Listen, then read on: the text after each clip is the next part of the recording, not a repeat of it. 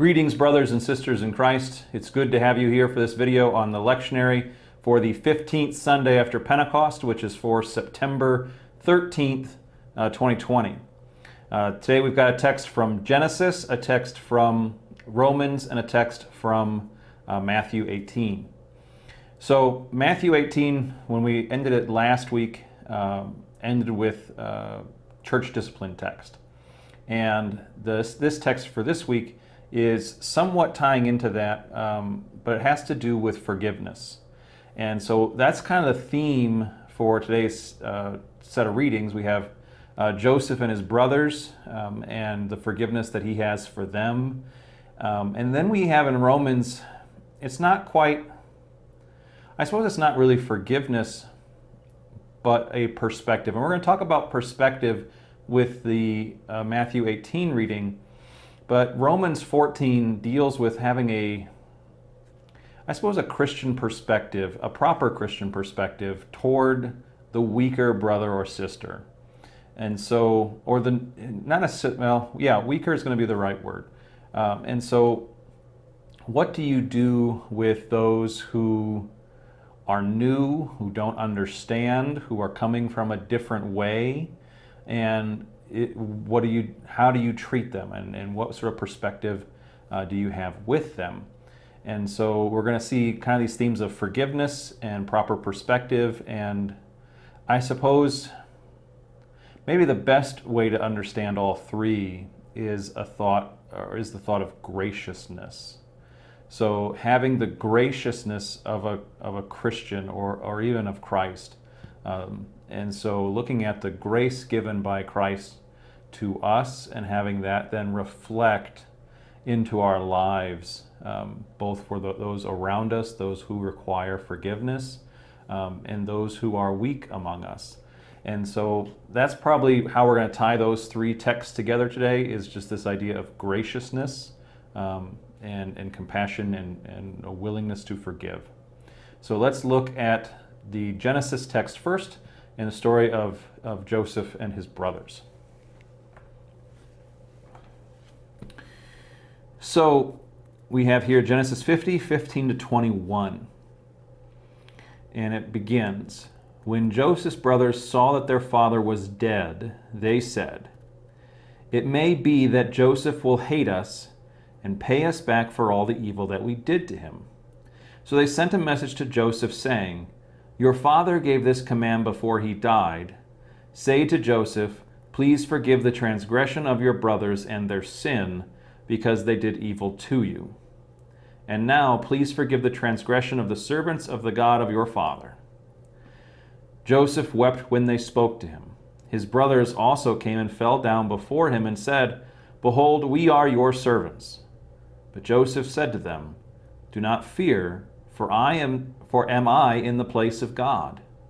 As for you, you meant evil against me, but God meant it for good, to bring it about that many people should be kept alive, as they are today. So do not fear, I will provide for you and your little ones.' Thus he comforted them and spoke kindly to them." So just a quick recap of the story of Joseph. So Joseph was one of 11 brothers, and he was the favorite of his father, Jacob. And because of the jealousy among his other brothers, he was sold to a caravan of traders, most likely slave traders. And then he was sold to a man named Potiphar, and Potiphar's wife accuses him of raping her when she was attempting to seduce him, and he said no because he was a faithful servant, and for his faithfulness he was then thrown into prison because she was believed rather than him due to status. He spent many years in prison. He helped two men from the king's household. He gave bad news to one, gave good news to the other. One was going to die, one was going to be returning to his position. And then he stayed longer in prison, and then finally, when the king had need for a dream interpreted, the servant remembered Joseph and that he was able to interpret dreams. He was brought to the king. He interpreted the king's dream, so Pharaoh's dream, and that dream was about 7 years of plenty and then 7 years of famine. And so Joseph was then put in charge of preparing for those 7 years of famine because they knew they were coming. And so Joseph served the Pharaoh well. He took in a portion of the grain harvest every year for those 7 years of plenty, set it aside, and then Egypt was well fed for those 7 years of drought, which then forced Joseph's family, who was living in the land of Canaan, because it wasn't Israel yet, and so they were living in the land of Canaan, and they were out of food, so they came down to Egypt because they heard Egypt had food. And then the whole sort of thing came out where they discovered that his brothers were there, and they found out he had a younger brother. He found out he had a younger brother, accused him of a crime, able to get the whole family to come and then live with him, and he forgave his brothers for selling him into slavery. And they spent several years in Egypt, living under his, in a sense, under his roof or under his protection and providence, because he was very wealthy. He was basically second in command in all of Egypt, and Egypt was a world power, so he's a very wealthy, powerful person, and he brings his family in and settles them on their own land in Egypt. And so the brothers, then with this text, the father has died. And it's, in a sense, what's going on here is the brothers doubt Joseph's forgiveness for them. And so they could understand why Joseph would forgive them while their father was there, that he wanted to be with his father and maybe his little brother, and he wanted to enjoy that sort of family connection. But now that the father is gone, maybe there's not a close enough tie to love the family that he brought into Egypt. And so basically what this text is doing, and why we see this sort of emotion from Joseph and why he's upset, is we see that the brothers doubt the kind of forgiveness that Joseph has already given them. This isn't the first time Joseph has spoken forgiveness to his brothers. The relationship has been restored, but the brothers thought that Joseph was being maybe inauthentic, that he wasn't speaking true forgiveness to them. And that's what upsets Joseph the most in this text, is that they're doubting that he actually did forgive when he spoke forgiveness. And I'm sure if you've ever had that happen to you, in which you forgave someone, but then you find out that they never really believed you and believed your forgiveness, that can hurt very deeply, because what it shows is that you attempted to restore the relationship and you thought it was restored, but the relationship wasn't restored because there was doubt on those that received that forgiveness. They were willing to hold on to their sin far longer than you were willing to hold on to your sin or their sin. And so there's kind of that tension there with forgiveness and how it's applied and how people see it at times, especially those who did something grievous, something terrible. There's always this, it sort of speaks to the human nature when we talk about forgiveness. Am I really forgiven? Did they really mean the words that they said? And we sometimes have that doubt with God as well. Did God really mean he's forgiving all my sins? Because there's a pile over here that I don't even think about anymore, but I know is over there, and I don't think God's really forgiven that. He'll forgive the little things, the thoughts and the little white lies and speeding on Interstate 80 and those sort of things he's going to forgive, but that big thing over there, I don't think he's really going to forgive it. I don't think I'm really forgiven for this over here either. And we as humans, we express that doubt. And Joseph, in a sense, gets to act in sort of like a Christ-like way in this story, where he's resembling God and his forgiveness to his brothers. That they didn't need to have this thing over here to convince him to forgive. He forgave them. He saw the goodness that God worked in their lives and the benefits that all these sort of things happened. And so his perspective, and we're going to talk about perspective, was he saw the good out of the evil that happened to him, and he was able to recognize that goodness and then share the compassion and mercy to his brothers. So looking at this text real quick, just to see if I've missed anything. I don't think I did, but we'll double check it. So something like verse 18 here. So his brothers also came and fell down before him and said, "Behold, we are your servants." So they're even willing. It's not only that they doubt, so they sort of made up a message from their father, which of course was likely a lie. That he didn't actually send a message to forgive the brothers. So it's not Jacob that doubted Joseph's forgiveness; it's the brothers again. But now they're willing to be his servants. So they see that. So they're in this sentence here. We recognize that they don't consider the relationship restored. And that's kind of the key here is they were living in all this time they've been living in fear of Joseph. They never saw the relationship truly restored as brothers, and that's why they're willing to be servants, because it's better to be servants than to be outcasts from Joseph or to be on his bad list. They'll serve him if they need to, but what Joseph has done is he's restored the relationship to brothers. And so this is why there's no fear, and he recognizes he's not God, so he doesn't really get to judge anyway. And then you see his perspective in verse 20. And so their behavior is marked by fear, and so he's required to comfort them. But this fear is coming from this inability to recognize the relationship was restored.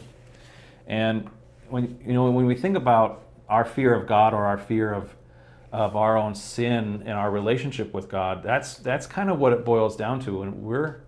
When we're afraid to come to church, when we don't want to come to church, when we don't want to talk to the pastor, when we're ashamed still of our sin, what's kind of behind that, what's driving that is our fear that the relationship can't be restored, whether it be among brothers and sisters or whether it be between us and God. We're afraid that if God really knew everything that we did, the relationship would never be restored. It never would be this thing that we call it, and that we just sort of assume that everybody else hasn't sinned like we've sinned, and so we're the ones alone. And what all it is it's Satan working in our ears. He's tempting us, and he's trying to drive us away from the church, trying to drive us so that we're not along with the encouragement of fellow believers. But that's why we recognize as the church that all of us are broken. We're all sinners, and we're all falling short. And so that allows us to realize that it's not just me who's this sinner who can't seem to get his life together, but it's all of us who recognize that fact and come to God for that restoration. So those are some of the ideas for the Genesis Joseph text, and that sort of ties in then with the other ones as we move forward. So let's look then at Romans. So here we have Romans 14. I think this is the last Romans text until we switch to something else in the lectionary, which is fine. So Romans 14, 1-12. As for the one who is weak in faith, welcome him, but not to quarrel over opinions. One person believes he may eat anything, while the weak person eats only vegetables. Let not the one who eats despise the one who abstains, and let not the one who abstains pass judgment on the one who eats, for God has welcomed him. Who are you to pass judgment on the servant of another? It is before his own master that he stands or falls, and he will be upheld, for the Lord is able to make him stand. One person esteems one day as better than another, while another esteems all days alike. Each one should be fully convinced in his own mind. The one who observes the day observes it in honor of the Lord. The one who eats, eats in honor of the Lord, since he gives thanks to God. While the one who abstains, abstains in honor of the Lord and gives thanks to God. For none of us lives to himself, and none of us dies to himself. If we live to the Lord, and if we die to the Lord. So then, whether we live or whether we die, we are the Lord's. For to this end Christ died and lived again, that he might be Lord both of the dead and of the living. Why do you pass judgment on your brother? Or you, why do you despise your brother? For we will all stand before the judgment seat of God, for it is written, As I live, says the Lord, every knee shall bow to me, and every tongue shall confess to God. So then each of us will give an account of himself to God. So as I said in the beginning here, we're talking a little bit about graciousness, and that we see that especially in this first paragraph. So we're talking about the one who is weak in faith. So that's the subject here, and so there's a temptation. There's a temptation for, I wouldn't even call it conformity, but a similarity among believers. It's not a oneness, but maybe conformity might be the best word. But I'll describe it and then maybe I'll come up with the right word for it, or what I'm thinking of. So, for example, as your pastor, I have this desire to make, I used to have this desire, and then I figured out that I was doing it wrong, but it used to be my desire to have the people who attend Bible class think and understand the way I think and understand. And so I wanted everyone to, in a sense, be a mini Pastor Gums. Like if I could get every member to be a mini Pastor Gums, then everybody will do great and the church will thrive and everything will be wonderful and everybody will be mature and everybody, however I want to think of myself with all my pride, I can then push off to the congregation. And so there's a couple of things obviously wrong with that sentiment. One of them being that, if everyone's an eye, who's going to do the work of the hand? Who's going to do the work of the foot? And so it's not about me turning all of you into mini me's. It's about building you up in your own skills and your own abilities, and to be youths. And so it's not about shaping you to look like one person or another. Now, how does that play out maybe on the lay level? Well, we do things like, you can't participate in this activity unless X, Y, or Z.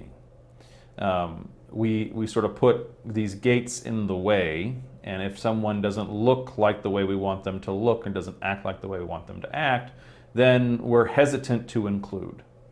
And this is especially true of something like a new believer or someone who's returned to the faith after a while. We as people can be slow to welcome and quick to correct. We can be too quick to correct, and we fail to recognize we can fail to recognize that just because they don't do it the way we do it doesn't mean it's wrong. And so we see this with transfers. We see this with people who come in who are new, people who don't understand the way the church just works. And so when they try to disrupt it, or bring a new idea or ask a question, why do we do things this way? We used to do it this way. We'll cast judgment upon them. You say you went to a church with a praise band, and you should see the eyes roll and the comments that come after that in a liturgical congregation. You do things differently. I can't believe you do things that way. So that's more of a modern example. Here in the text with Paul, he's talking about those who are eating meat and those who are not. Some different pieties at different times make different rules. And of course, the rules are all man-made, but they're all trying to serve the same purpose. So, for example, you don't have to wear a shirt and tie and a jacket to church. It's not required. There is no rule anywhere that one has to wear a shirt, tie, jacket, shine shoes to church, or to be an usher, or to be a communion assistant. None of those rules are anywhere in Scripture. So when we see someone who comes in a t-shirt and shorts, though, we have this sort of response that something's not right. And all of it comes down to how do we as a congregation or we as people decide what is reverent, what is properly pious. And when we have decided to lift up these rules of what is properly pious, we have a tendency to ignore what other people consider as pious. And so for Paul, and in this text, he's sort of alluding to this idea that in some cultures, because this is starting to become a worldwide church with a lot of different ethnic groups starting to be brought in, but some cultures it's reverent not to eat meat, maybe for a couple of days, or on your special occasions you're not going to have a large feast with lots of meat. You're going to abstain from those things, and that's going to be the pious thing. For others, it's, if meat's never really available, eating meat for a special occasion is the pious thing. You are willing to sacrifice something expensive in order to have this moment of piety. And so it kind of depends on whether or not meat is prevalent or readily available. If it's readily available, then abstaining from meat is the sacrifice. If it's not readily available, then having meat is the sacrifice. So, you take the same action, or you take two different opposite actions, and yet both are pious depending on context. It's the same thing. So he's talking about, so we're talking about vegetables and eating and abstaining, and don't pass judgment about who's eating what or how they're choosing. The idea here is that we're not passing judgment at all because we're not in that role. That's a big idea. We'll talk about that in a second. But looking at, so verse 5 here, one person esteems one day as better than the other, while another esteems all days alike. Each one should be fully convinced in his own mind. That's the idea here. As long as you're doing things with a purpose, whether you're observing Sundays or Mondays or Saturdays or from Friday night to Saturday night, it doesn't matter. As long as you're doing it with a purpose and that you're deciding that these things are what's going to honor God in your life, it doesn't really matter. So whether you eat or however you give honor or wherever you give thanks, it's not worth arguing about with someone either who's weak in the faith, as the sort of topic was, those weak in the faith. Just welcome him. Don't worry about how he sees things to be holy or how he's going to practice his piety. Just let him be faithful. If he finds that the way you do things are even greater in piety, then he'll start to shape his life. But lo and behold, he might bring something that we hadn't thought of. And so sort of this idea of recognizing what are true rules, what's important when it comes to the faith and living it out. That's one of the texts here. But as I said just a moment ago, looking at verse 4, and it's also in the end of the text, who are you to pass judgment on the servant of another? It is before his own master that he stands or falls, and he will be upheld, for the Lord is able to make him stand. So that's a big important idea. So when we think about, let's say, I'm trying to think of a more modern example here. If you're managing something, let's say, I don't know, we're very quick to judge anyway, so you can pick any sort of industry. But let's say you're at a retail store, and here's an example that comes to mind. Used to work at Office Depot when I was at the seminary to make some money while I was at school. And normally, 360 days out of the year, the store is easy to maintain. It's easy to keep things organized. It's easy to keep things on the shelf, looking nice. Office Depot is not a place where people line up for hours on end to go get the latest ream of paper. So most of the time, it's easy to work and to do what you're supposed to do, except for the week before school starts. The week before school starts, it is really, really difficult to keep the office supplies section organized.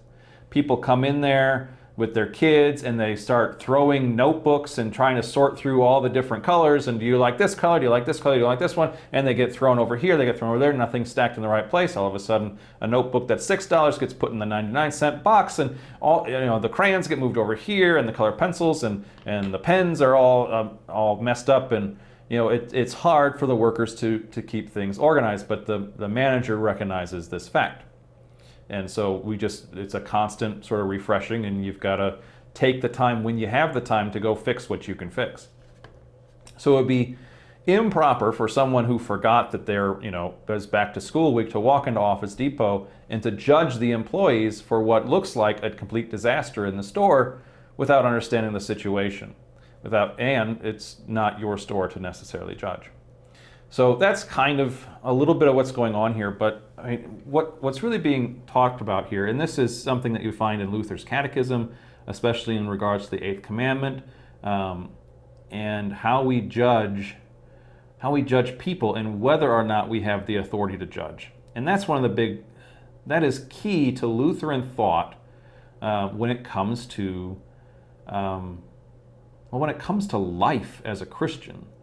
And so one of the things we are tempted to do more often than not is to judge people, to evaluate their actions, to evaluate their lives, to evaluate what they're doing, how they're doing it, who they're doing it with, and to then form opinions upon them based on our own observations.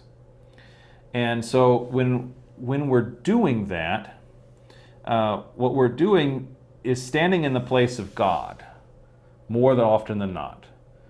Because we have not been given the authority to judge in that way. So that's one of the key thoughts when we're talking about this text. So there's the graciousness towards the weaker brother, and that's the main thought. But the other thought that comes along with it is whether or not you have the authority to speak judgment, whether you have the right to criticize or to call someone out for their behavior. So one of the things I've talked about before in Bible class and in other contexts, and maybe I've mentioned it in this one as well, is that if you don't have the authority to judge and the authority given by God to judge, then you don't get to. And there's so very few vocations in which you have the right to judge. So for example, parents have the right to judge their children as they raise them. So I am able to observe Joseph and Betsy and Zoe and to look at their lives and to correct and judge and tell them, no, don't do it that way, do it this way. Don't talk that way, talk this way. And so it's my responsibility as a parent to correct and discipline my children.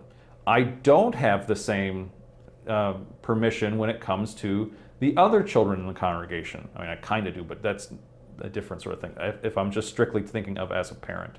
So just because I'm a parent does not mean that I get to discipline other children that are not my children. So I don't get to correct the other kids if I'm just a general parent. Now, so then another role is the role of pastor. The pastor has been given the charge by the church to discipline its members. So if I see public sins, private sins, things that need corrected by church members, then I can speak to that.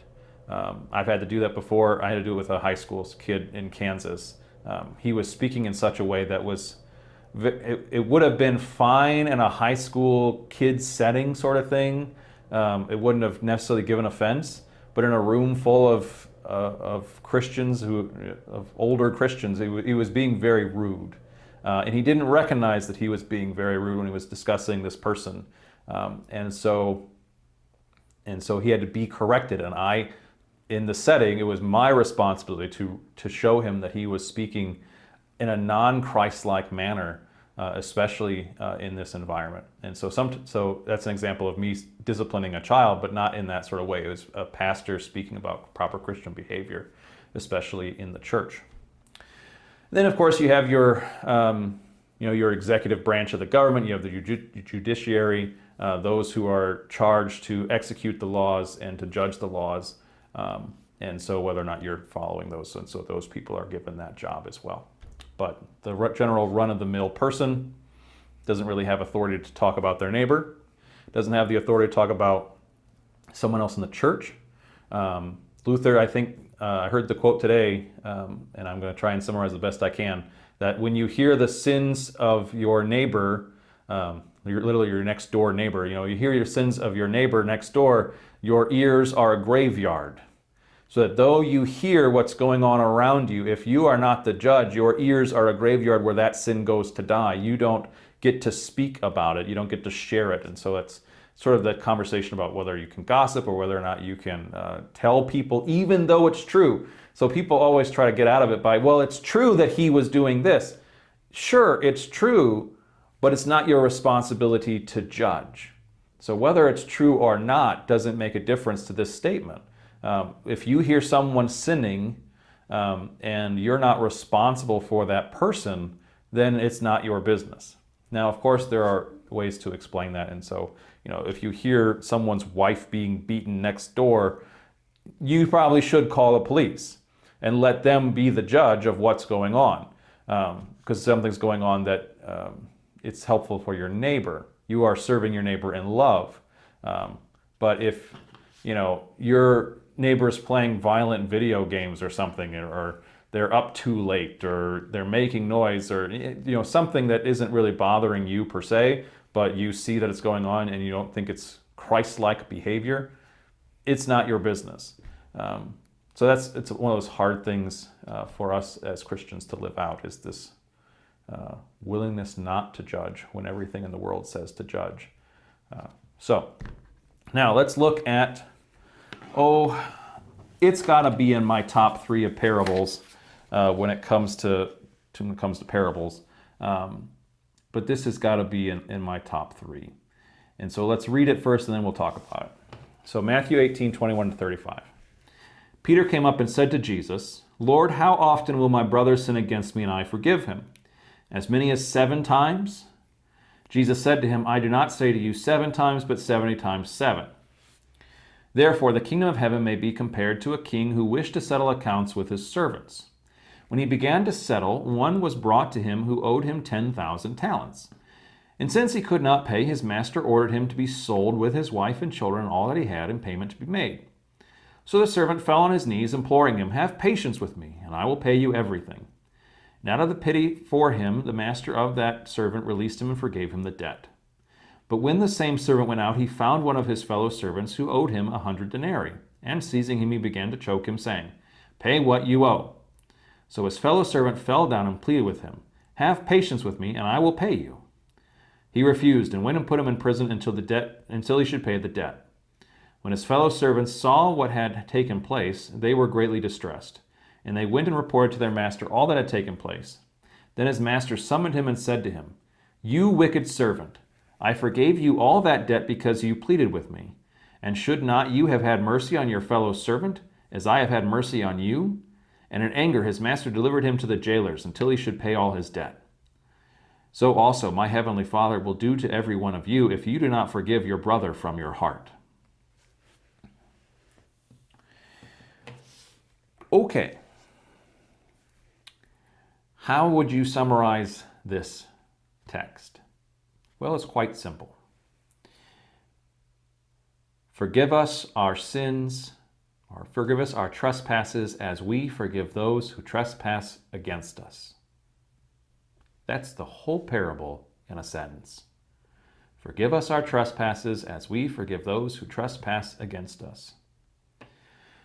What this parable is doing is it is giving us a perspective, a divine perspective, on how we interact with those around us, how we view those around us, how we view those who sin against us. So let's put this parable into a little bit of perspective.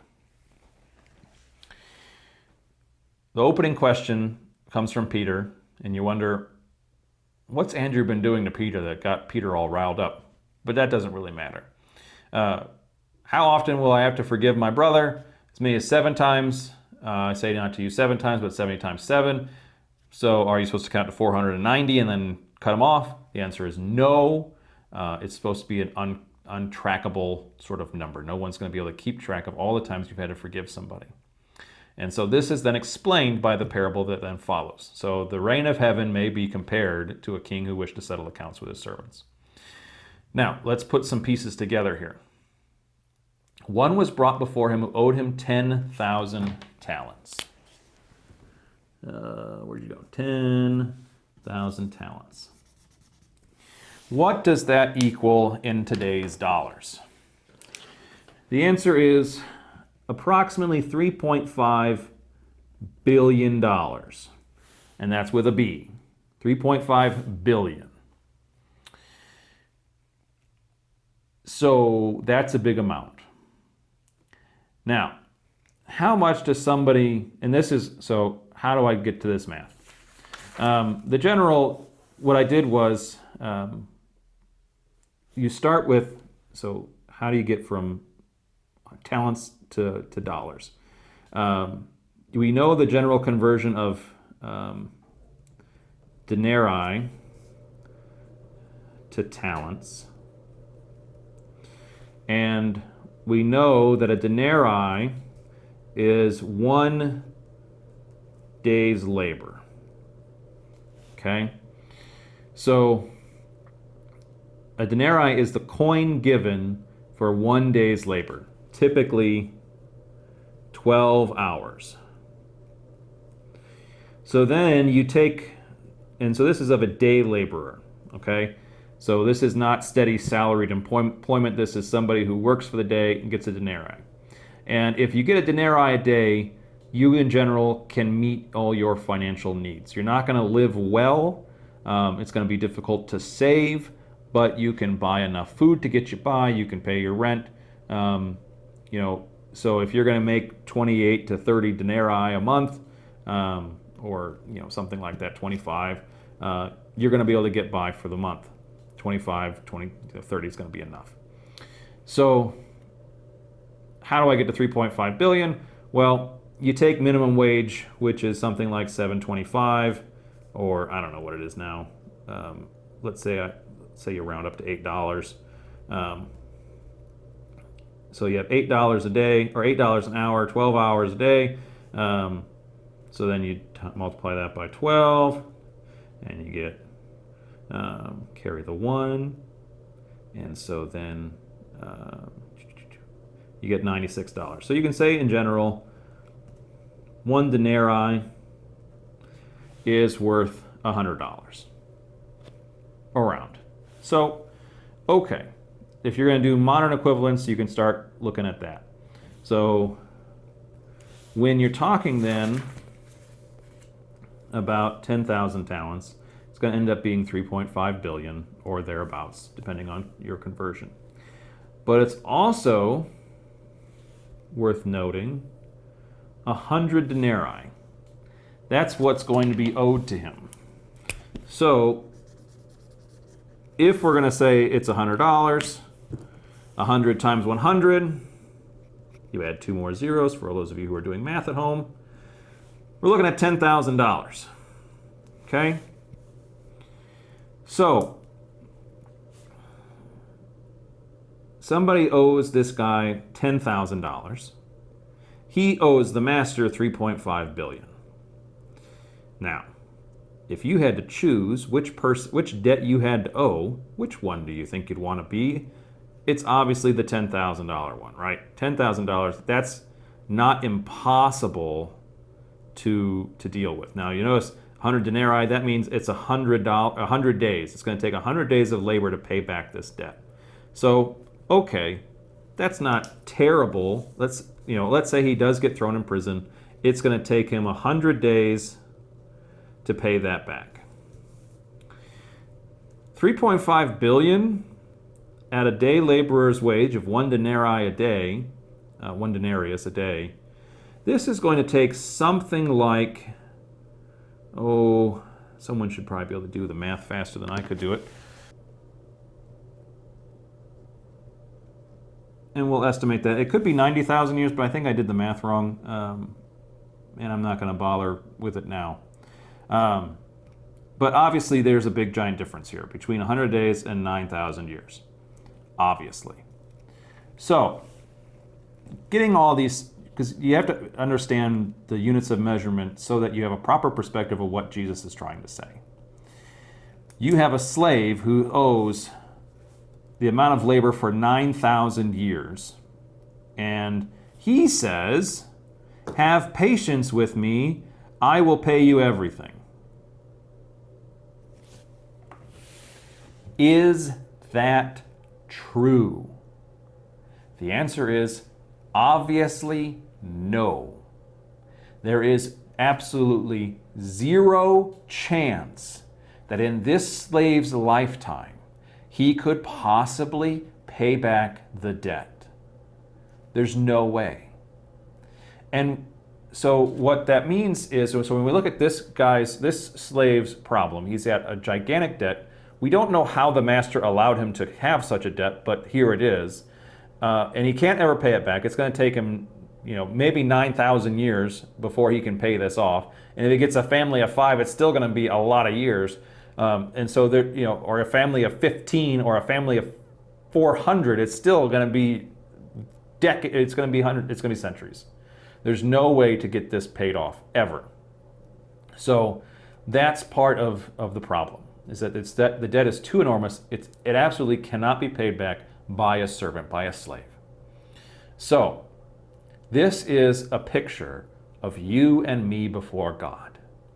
We look at the amount of sin that we have, the sin that we have committed, the amount of things that we have done against God in our lifetime, and we have this debt that can't be paid over 9,000 years. We have this, the 10,000 talent debt is our lives of sin.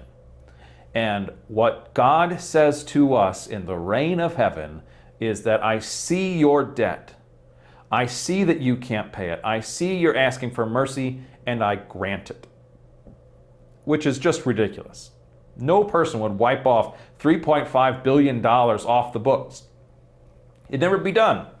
But yet here it is. The master is doing it. This is a picture of the grace we are given by God to us for the sake of Christ. That this enormous debt is taken care of.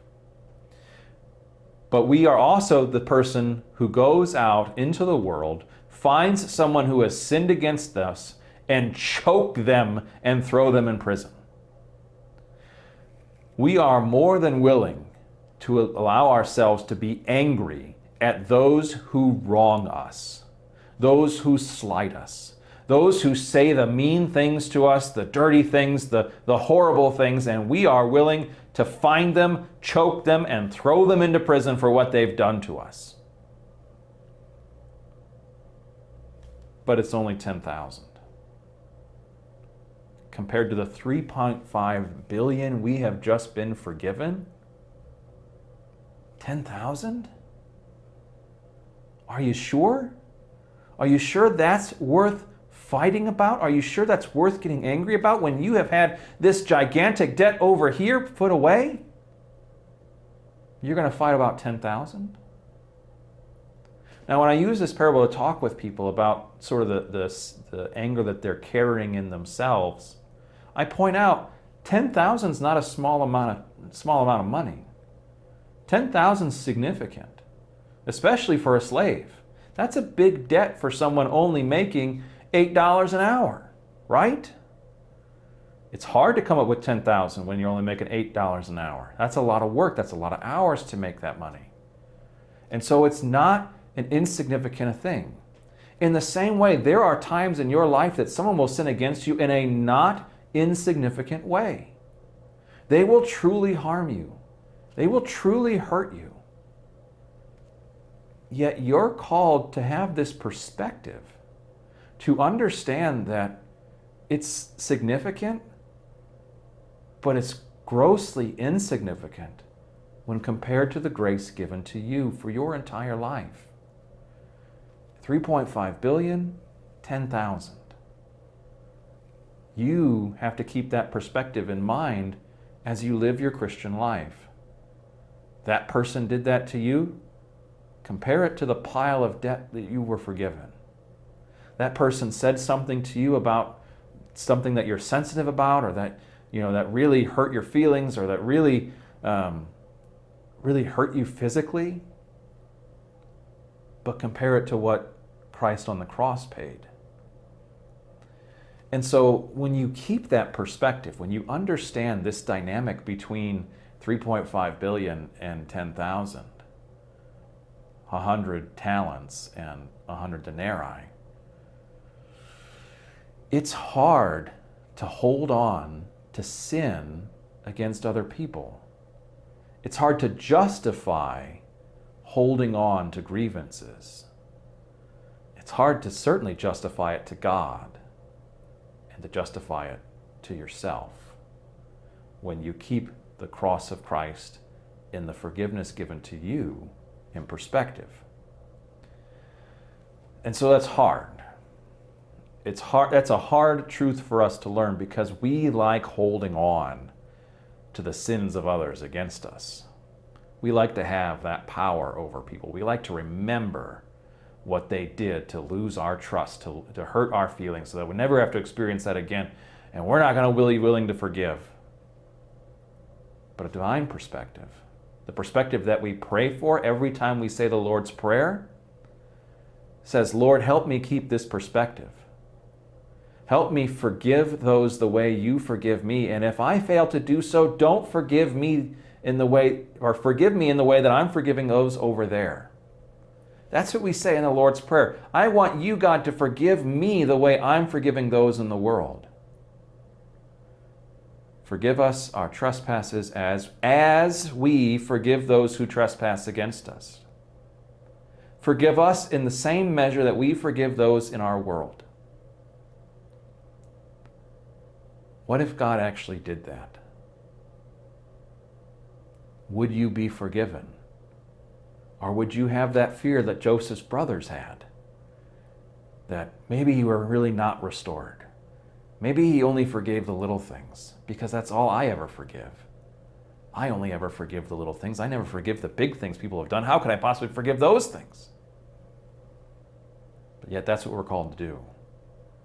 We're called to give the grace that we are given to those in our world, in our families, in our communities, in our church.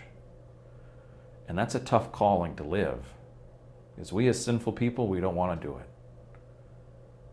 But God has given us the grace. And by His Holy Spirit, we're able to do the impossible. And that's what we're called to do in this text, is to see the impossibleness of God and to bring that into our world. Imagine a world that forgives as God forgives. Imagine a community that forgives as God forgives. Imagine a family that forgives as God forgives. So these are some of the ideas of our texts today, or for this Sunday. I'm probably going to preach on the Matthew text. I've got a couple ideas for that. I may come back to the Romans text because I kind of like the idea of talking about serving the weaker brother. So I'm kicking around a couple different ideas on that. So we'll see. But as you can tell, I really love this parable from Matthew because it's such a useful parable in counseling. It's such a useful parable in understanding who we are as Christians and what that means in our lives. It's a powerful parable to understand what it means for Christ to die on the cross and how that affects our lives and the massiveness of the debt that we have to God, and that He just overlooks, that He just washes away, that He just removes from you and from me. So I thank you for watching the video. I hope you enjoyed it, and I'll see you next time, either in church or back here in this video. So have a great rest of your week.